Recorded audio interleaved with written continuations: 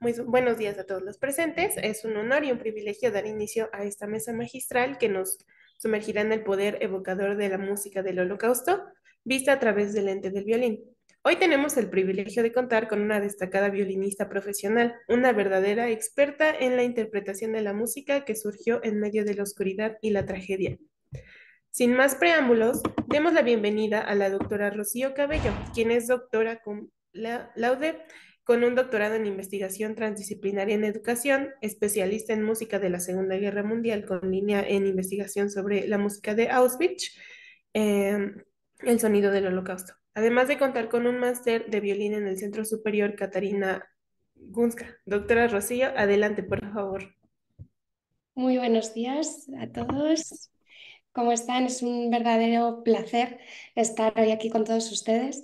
Quería comenzar, lo primero de todo, agradeciendo a toda la organización del Congreso y en especial con un cariño muy grande a Sam y a Jessie por haber contado conmigo para el día de hoy. Es, creo que un orgullo tener a personas así en este mundo que hacen posible pues, este tipo de acciones para promover la paz, congresos que nos dan una perspectiva a cada uno de nosotros para abrir la mente y sobre todo para no silenciar aquel pasado tan oscuro que vivieron tantos millones de personas y que por desgracia parece que no se aprende de ese pasado y se están repitiendo acciones que no deberían ocurrir.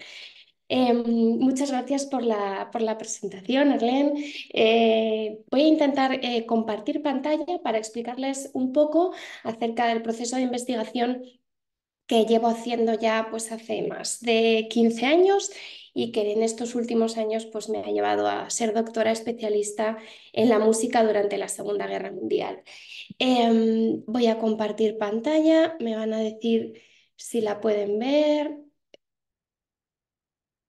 si hay algún problema me dicen.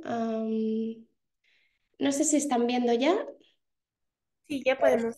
Perfecto. Pues el proyecto que llevo a cabo ya desde hace, como les decía, muchos años se llama El Sonido del Holocausto y lo hago a través de un proyecto educativo que tengo con mi hermano Jorge, que él es pianista, y nos llamamos Dúo Meta. El Gómeta, pues es esa pasión que sentimos dos hermanos por hablar de historia y por hablar de música. Quiero contarles cómo empezó un poco todo. Yo hace muchos años, cuando era realmente pequeña, fui a visitar a mi hermano Jorge que vivía en Cracovia. Él estudiaba allí, un máster de piano. Y bueno, pues yo tengo también otros hermanos, y uno de ellos es musicólogo y otro es historiador especialista en la Segunda Guerra Mundial. Entonces él siempre me ha inculcado esa pasión y esas ganas de saber de la historia. Entonces tuvimos que ir a visitar el campo de concentración y exterminio de Auschwitz-Birkenau. Allí, nada más entrar, al pasar esta puerta principal, que por cierto nombraba perfectamente y describía a la perfección el señor Arnold Gilbert, el cual su testimonio, el testimonio de su padre, me ha dejado muy emocionada desde aquí transmitirle un fuerte abrazo. Pues efectivamente, nada más pasar esta puerta, a la derecha me encontré con esta fotografía, una fotografía del año 1941. Una fotografía de una orquesta. No sé si la pueden apreciar bien, es una pequeña agrupación y este cartel informativo se encuentra en la entrada del campo. Desde ese momento yo quise saber por qué, o sea, no entendía cómo en un lugar, en un campo de muerte, en un campo de exterminio, podía existir la música. A raíz de esas preguntas que empezaron a surgir en mi cabeza, comencé mis estudios desde bien pequeña, hasta que tuve la oportunidad de pues, hacer un máster sobre toda la información que había podido recopilar. Pude estar trabajando en distintos archivos, como el archivo del campo de Auschwitz-Birkenau, de Mauthausen, el campo de Terezín, bueno, en distintos guetos y museos de toda Europa y poder presentarme hoy ante ustedes como doctora especialista en esta temática. Claro, Durante todos estos años yo he estado descubriendo ese doble papel, ese doble juego que tuvo la música desde que Hitler asciende al poder en 1933 hasta el año que finaliza la guerra en Europa en mayo del 45. Al principio la música se utiliza en los mítines, en las reuniones privadas, en los eventos. Las juventudes hitlerianas cantan himnos patrióticos, himnos que ya tienen un gran contenido en las letras antisemitas, racistas, que van marcando un poco las líneas del partido. Y todo eso a través de la música. La música, como les digo, tuvo ese doble papel, esa doble moral. Fue utilizada como un escenario propagandístico del régimen nazi. Aquí pueden ver, por ejemplo, fotografías de la Cámara del Tercer Reich y fotografías del director de la Filarmónica de Berlín, la cual pasó a denominarse la Orquesta del Tercer Reich, ¿no? Era como la representación pública, la representación artística de ese régimen que quería mostrar la brillantez y la superioridad de esos músicos considerados perfectos y arios. Entonces, qué se suele hacer? Qué se solía hacer durante estos primeros años del régimen nazi? Pues era mostrar que la música, realmente la importante, la buena, era la música considerada de músicos arios. Para eso se crea la Cámara de Cultura del Tercer Reich, dirigida por el ministro de Propaganda Joseph Goebbels, que pueden ver en pantalla, y una serie de consejos. Estaba el Consejo de Propaganda, el Consejo de Cultura y el Consejo de Música. El Consejo de Música, cuyo primer director fue el músico y compositor Richard Strauss, pues se dedicó a eliminar del panorama cultural y musical a toda persona que no se ajustase a aquellos cánones o dictámenes que eran partidarios al régimen. Todos los músicos que no fueran arios, músicos judíos, extranjeros, fueron eliminados paulativamente del panorama cultural y musical en Alemania y luego en los territorios ocupados por la Alemania nazi. Esta música, como el swing, el jazz, pasó a denominarse música degenerada.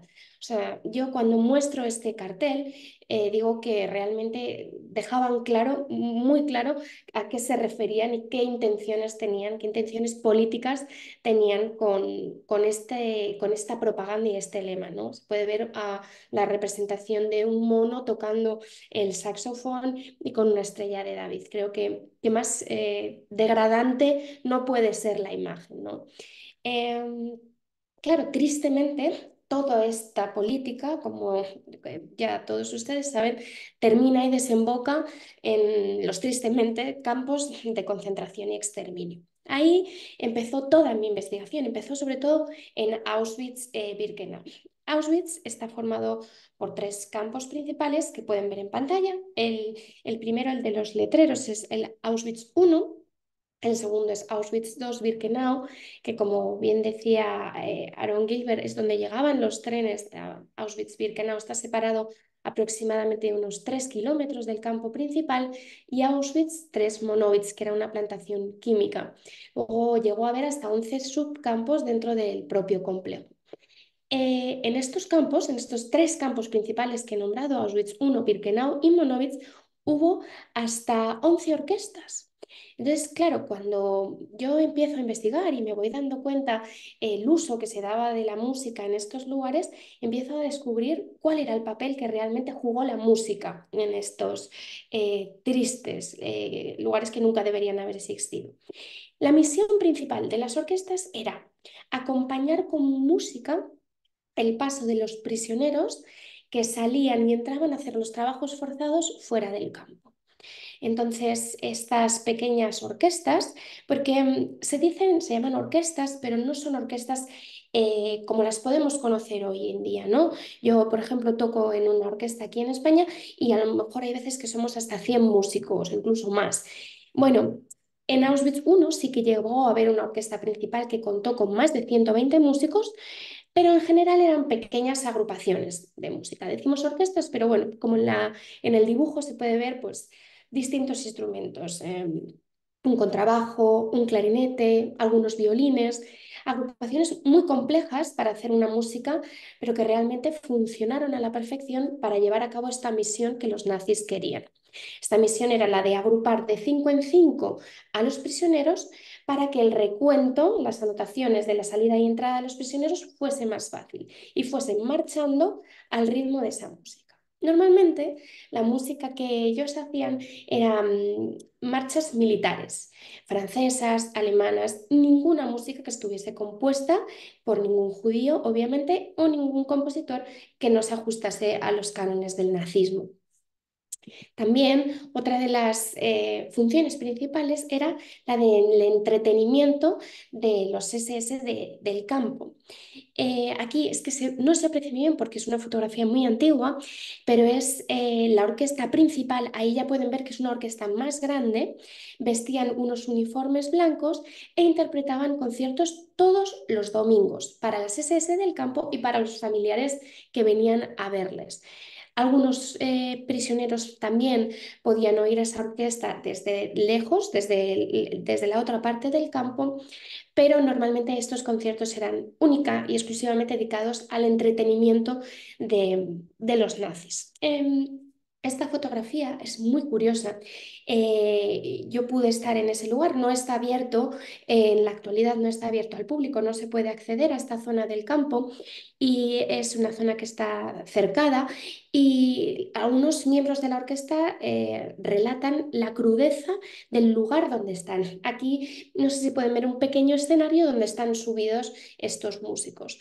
Pues bien, si el director está colocado aquí, a la derecha tenía la casa del comandante Rudolf Hess. En su derecha y a la izquierda están localizadas las cámaras de gas. Imagínense el duro lugar, el duro emplazamiento donde estas personas tenían que tocar. Eh, Claro, sabiendo que si no hacían bien su trabajo, si no agradaban de esta manera, iban hacia un lado o hacia el otro, ¿no? Normalmente los músicos tenían alguna oportunidad más de vida que el resto de los prisioneros, luego les contaré un poquito más, pero deben de tener en cuenta lo difícil y lo duro que era para ellos también tocar. A lo largo de todos estos años hemos ido descubriendo historias, ¿no? Como algunas que quiero compartirles hoy en este pequeñito tiempo que tenemos. Les podría hablar muchísimo tiempo, pero quiero resumirles y por supuesto les dejo a mi disposición todo lo que necesiten para que me hagan preguntas y si no nos da tiempo a contestar todas al final, estoy abierta a que me escriban y me pregunten todo lo que les quede en duda. Entonces, claro, ¿por qué digo que los músicos tenían algunas posibilidades más de sobrevivir? Así como hemos escuchado algunos testimonios que dicen que, claro, el ser ingeniero o el ser carpintero o el poder facilitar una mano de obra gratuita para el régimen nazi les facilitaba esa condición de sobrevivir. em, La música hacía que muchas personas lograsen sobrevivir, porque aparte los nazis eran unos grandes melómanos apasionados de la música también en los campos servía como un medio de organización, de disciplina, de orden. Entonces eso les gustaba mucho a los alemanes. Y también, pues como les he podido decir, de entretenimiento. Como les digo, a lo largo de estos años hemos podido contar historias. En mi investigación no he querido dejar de lado la triste y cruel función que jugó la música en muchos campos de concentración y exterminio.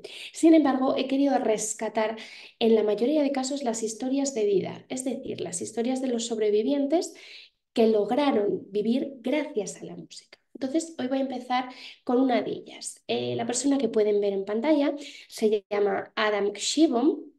Adam Kshibon estuvo en el campo principal Auschwitz I y él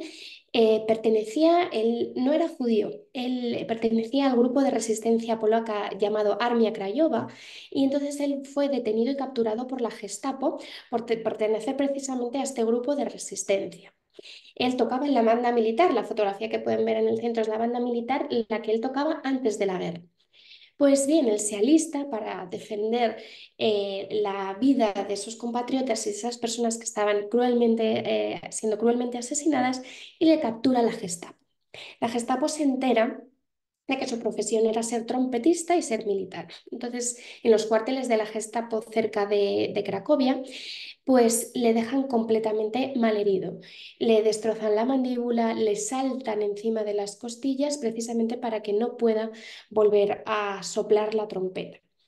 De ahí, de esos cuarteles de interrogación de la Gestapo, es enviado en los trenes, en los vagones de ganado, hacia Auschwitz I. Allí, por suerte y por destino de la vida, le reconoce un antiguo compañero que formaba parte de la orquesta ya afianzada de Auschwitz I. Le dice, Adam, tienes que hacer lo que sea, como puedas, para tocar algo en la trompeta y yo poder admitirte en esta orquesta. El admitirte en la orquesta te va a suponer como mínimo un día más de supervivencia.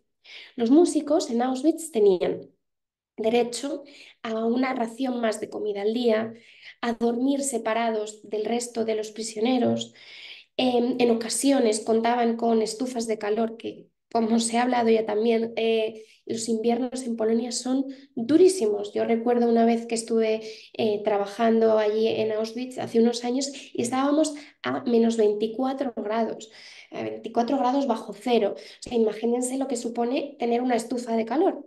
Pues eso es algunos privilegios, entiéndanme la palabra, que tenían los músicos. Entonces, bueno, volviendo a la historia de Adam, dijo, bueno, pues yo tengo que hacer lo que pueda. Malherido, como les digo, con la mandíbula rota y todo, hizo una prueba y fue admitido en la orquesta. Adam sobrevivió gracias a la música, gracias a la trompeta. Su historia nos la contó su nieto, Philip Shibon. Él nos la contó de primera mano y hablaba de lo generoso que siempre había sido su abuelo, porque le preguntamos por aquella trompeta y le dijimos, Philip, ¿qué fue de la trompeta de tu abuelo? Y dice, mira, se la regaló a un alumno suyo que no tenía dinero suficiente para comprarse una trompeta y él solo se quedó con la boquilla. La boquilla es la parte por la que se sopla la trompeta, es lo único que se guardó. Eh, Adam Gibbon siempre dijo que la música le había salvado la vida y por eso dedicó su vida a enseñar música. Sobrevivió a este campo gracias a eso. La siguiente historia es la de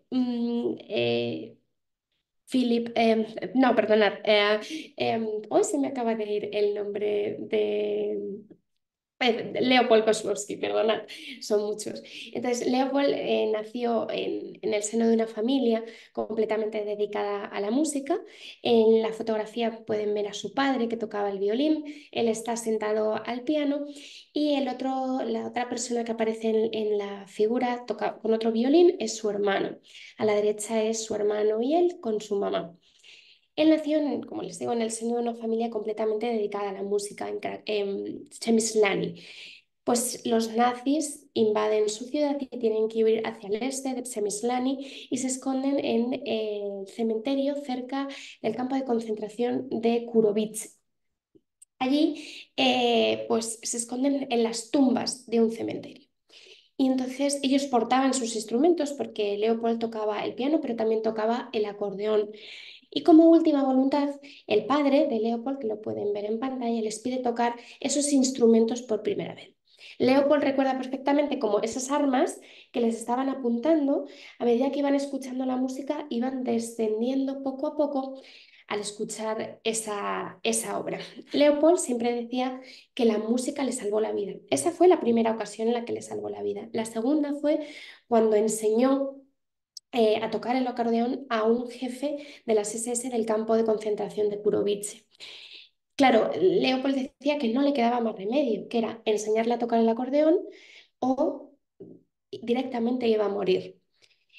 Toda la familia de Leopold fue cruelmente asesinada, fue el único superviviente de su familia. Aquí le pueden ver, dedicó toda su vida a la música. Él decía que siempre iba unido a las dos armas que le salvaron la vida, a un fusil que llevaba en un hombro y al acordeón que llevaba en el otro.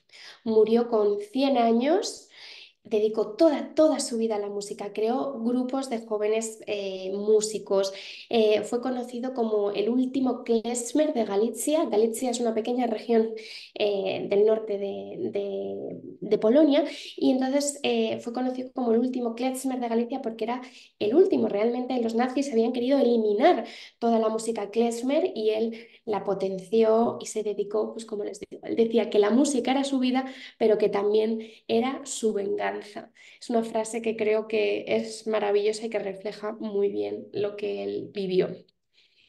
Pues bien, es curioso que tengamos que hablar también de la única agrupación formada exclusivamente por mujeres de toda la Alemania nazi. Estaba en el campo de concentración de Auschwitz-Birkenau. La persona que aparece en pantalla, que pone un cartel aquí de María Mandel, era la conocida como la bestia de Auschwitz. Una de las mujeres SS más crueles y sanguinarias de todo el campo de Auschwitz-Birkenau. Ella, con su afán de poder y superación, ella quería superar a la orquesta de hombres del campo principal Auschwitz I. Ella estaba, como les he dicho, a 3 kilómetros en Auschwitz II-Birkenau y quiso crear una orquesta exclusivamente formada por mujeres. Una agrupación que contó con más de 40 mujeres y que tocaron sus instrumentos. La primera directora que tuvo esta orquesta fue Sofia Tchaikovská. Sofia era presa política polaca también y ella era profesora de música en una escuela de Polonia. Fue llevada como prisionera política, pero debo de decirles que yo siempre quiero recalcar la historia de Sofía porque gracias a Sofía se salvaron muchísimas mujeres. Sofía sabía esos privilegios que les decía antes de pertenecer a una orquesta. Entonces Sofía, aunque sabía que algunas de esas personas no tenían grandes conocimientos musicales, ella admitió en esta orquesta a muchas mujeres para salvarles la vida. Con lo cual, debo de decirles que gracias a ella y gracias a Alma Rosé, que es la persona que aparece con el violín, conocida como la famosa violinista de Viena, famosa violinista de hija de Arnold Rosé, del cuarteto Rosé y sobrina del compositor Gustav Mahler, llevaron nuestra orquesta a unos niveles extraordinarios, una calidad y cualidad musical que no se había conocido antes debido a unos duros ensayos, pero Alma sabía que gracias a esos duros ensayos iba a conseguir grandes privilegios para estas personas, para estas mujeres. De las 40 personas, de las 40 mujeres que fueron parte de esta orquesta, 38 sobrevivieron gracias a la música. Así que imagínense lo que significó la música para todas aquellas mujeres. Ay, A lo largo, sí, te interrumpa, se nos está acabando el tiempo, entonces no sé si nos puedes ayudar cerrando tu ponencia para que sí. podamos pasar a la parte de las preguntas que ya están haciendo sus preguntas en el chat. Recuerden que las vamos a leer en el orden en el que las están mandando. Por favor. Perfecto. Pues concluyo ya con algunas cosas. Pues tengo muchas historias de supervivientes, pero claro, no se nos agota un poco el tiempo. Hemos podido conocer a muchísimos a lo largo de todos estos años. Historias maravillosas, historias como el campo de concentración de Mauthausen, que también comentaba Aaron Gilbert, donde hemos encontrado historias de... Era tristemente conocido el campo de los españoles, porque los españoles también fuimos víctimas del Holocausto, fuimos llevados a este campo de Mauthausen y allí contaban cómo muchos españoles morían cantando de pie. Eh, Gracias a testimonios como Francesc Boix, conocido como el fotógrafo de Mauthausen, se recopilaron muchos testimonios y fotografías y en esta fotografía pues está testificando en los juicios de Nuremberg, ¿no? Donde gracias a él y sus fotografías que consiguió sacar más de 2000 negativos del campo, pues se pudieron juzgar a muchos jerarcas nazis que decían que nunca habían estado en aquel lugar. Bueno, solo quiero decirles que la música fue consuelo, fue salvación, que para muchas de las personas que estuvieron en estos guetos, en campos de concentración y exterminio, la música les hacía olvidar, aunque fuera por un instante, el lugar donde estaban. Eso es lo que he querido rescatar con este proyecto durante todos estos años. Hemos podido rescatar partituras, historias, testimonios y lo que más nos apasiona es llevarlos a los más jóvenes. Creo que congresos como este es tan importante y seguir divulgando y seguir llevando esto a todas partes del mundo, pues nos parece importantísimo. Estos son unas fotografías que tenemos mucho cariño de unos conciertos que se hicieron gracias a, a Beneit Briz Costa Rica y a unas personas a las que desde aquí les mandamos un fuerte abrazo a nuestros queridos amigos de Costa Rica. Se pudo hacer en un colegio maravilloso allí, se juntó el colegio judío con el colegio alemán. Y la emoción de esos jóvenes escuchando estas historias y viendo cómo ellos son el resultado de la supervivencia de aquellas familias, creo que es lo más importante. Ojalá hoy en día pues la música pudiera seguir salvando vidas, porque realmente, y ojalá pues siga dando un poco ese consuelo y esa esperanza a todas las víctimas, que siga habiendo y que por fin se acaben las guerras y esa ansiada paz. Sé que he tenido que recortar un poco porque es mucha información, es muchos años de investigación. Pueden contactar con nosotros, pueden contactar conmigo a través de Duometa, @Duometa en todas las redes sociales, tanto Facebook como Instagram, a través del correo, y yo estaré encantada de responder a todas las preguntas y todo. Vale, ahí estamos. Muchas gracias, Rocío. La verdad es que nos alegra mucho que nos hayas podido compartir esto porque creo que la música es un tema que casi no se trata cuando se habla de holocausto, es algo que quizás se nos olvida o realmente pues no tenemos certeza y como mencionabas, pues es algo que definitivamente tuvo un gran impacto dentro de todas las personas que estuvieron en estos horrores y como mencionabas también, pues los ayudó a sobrevivir, fue su manera de poder rescatar su existencia como tal. Entonces creo que es algo maravilloso, maravilloso. Muchas gracias por compartirnos esta información de tu investigación. Creo que sin duda nos va a dejar con una visión muy diferente de lo que es el holocausto y todo lo que involucró. Entonces, me gustaría preguntarte, acá en el chat nos ponen, si conoces el proyecto Recovered Voice. Sí, sí, sí, sí, conozco, además también conozco todos los proyectos que están rescatando instrumentos también de la Segunda Guerra Mundial, ¿no? Y sí, que es si no me equivoco, es el que están rescatando todas las voces de los supervivientes, o por qué me lo preguntan exactamente. Ay, dame un segundito. No pasa nada, si no puedo buscarlo. Mm, Hay tantas cosas que... Ay, me perdí un poco en los comentarios, Nada, pero no te preocupes. Si quieres, pues quien quiera escribirme de verdad que puede hacerlo sin problema. vale. Hay otra pregunta muy interesante. ¿Las orquestas eran mixtas? ¿Había para hombres y mujeres solamente? Coméntanos un poquito sobre eso, por favor.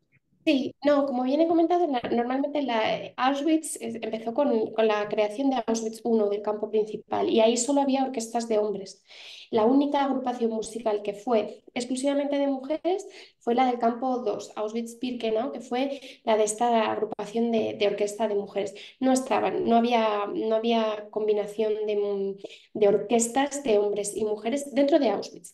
Y lo que sí que había, por ejemplo, era música en el campo familiar. Saben que había un campo familiar dentro de Birkenau, y sí que había un campo destinado a los gitanos. Y ahí sí que hubo música, pero no las orquestas oficiales del campo como tal. Sí que había músicos que cantaban o hacían música con sus violines, y ahí había muchas familias, pero las orquestas oficiales no había, no estaban, no eran mixtas, eran completamente por separado. Ok, muchas gracias por responder nuestras preguntas y muchas gracias por compartirnos esta información que sin duda ha sido maravillosa. También me gustaría agradecerle a todos los participantes en nombre de todos los presentes. Quiero expresar mi más sincero agradecimiento a la doctora Rocío por su conmovedora mesa magistral y por recordarnos la capacidad del arte para trascender el dolor y transmitir la esperanza. Con esto concluimos esta mesa, invitándolos a que sigamos honrando la memoria de aquellos que sufrieron y mantengamos viva la música que emergió de la tragedia. También queremos pedirles que permanezcan con nosotros, ya que estamos por tener nuestra última charla antes del cierre de nuestro congreso. A continuación tendremos a la doctora Tamara Colangui en la cátedra Shimon Pérez para la Paz con la conferencia Construir una cultura de la paz a partir de la adversidad. Nos vemos en unos minutos.